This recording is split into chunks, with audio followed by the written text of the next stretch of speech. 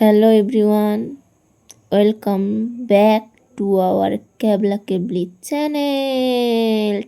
একদা এক সময় এক বাড়িতে এক ক্যাবলা দুই কেবলি ছিল।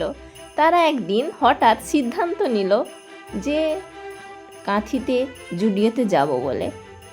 সেটা তো আর যাওয়া না, ভাঙচুর বললেই চলে।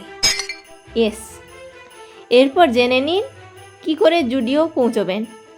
রাইট, প্রথমত বাস থেকে নেমে পড়বেন খড়গপুর বাইপাসে।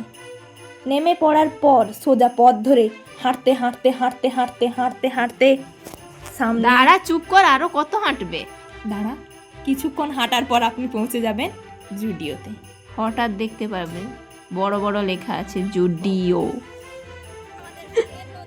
যেতে যেতে আরেক ঘটনা, অদ্ভুত ঘটনা। দিদির সেই অদ্ভুত ছোট্ট দেখতে এক সুন্দর বান্ধবী, সুন্দরী, দেখে নিন আপনারা কতটা সুন্দরী। আর রাস্তায় অনেক কিছু দেখলাম। অনেক গাড়ি ঘোড়া দেখলাম, অনেক গাছপালাও দেখলাম, আরও অনেক কিছু দেখলাম। অনেক মানুষও দেখতে পেলাম, আমাদের মতো সব ছিল। কিছুটা লম্বা, কিছুটা বেঁটে, দুটো পা, দুটো হাত, দুটো চোখ, যেমন এই মহিলা।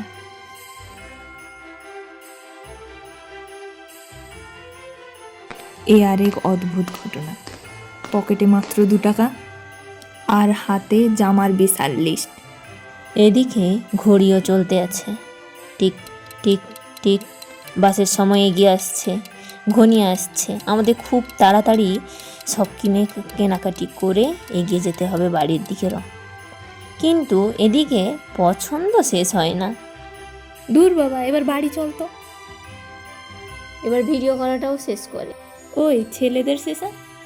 ও হ্যাঁ, তোর তো আবার ছেলেদের সেশনের জামা ছাড়া তোর হয় না। চল দেখে আসি একবার। জানেন তো, আরেক ঘটনা আপনাদের সঙ্গে শেয়ার করে রাখি। ইনি এই যে কেবলি আমার সঙ্গে সব সময় থাকে। এনার মেয়েদের জামা পছন্দ হয় না, দেখতে মেয়েদের মতো কিন্তু পছন্দ ছেলেদের মতো। কি করি, এনে তো দিতে হবে, বড় হয়েছি তার থেকে। দাঁড়া দাঁড়া দাঁড়া, এই যে বড় বড় বলছিস, তোর জামা নেওয়া শেষ হচ্ছে। হচ্ছে কোথায়? ভিডিওর ক্লিপ ওইদিকে নেওয়া হচ্ছে না তোর জন্য। ঢঙের কি বাহার, দেখো তো। দিদি তুই কি কি নিলি, কি কি নিলি?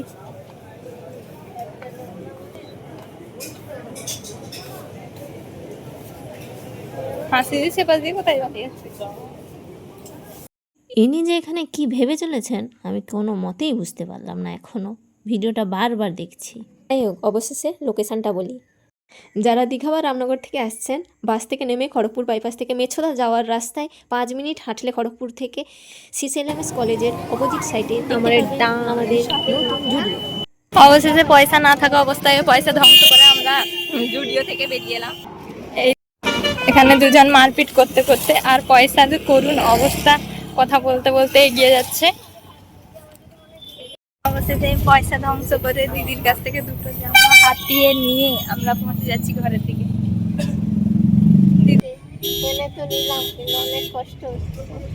এই চিনকান্ডিটা মাথার উপর বসে আছে, তাহলে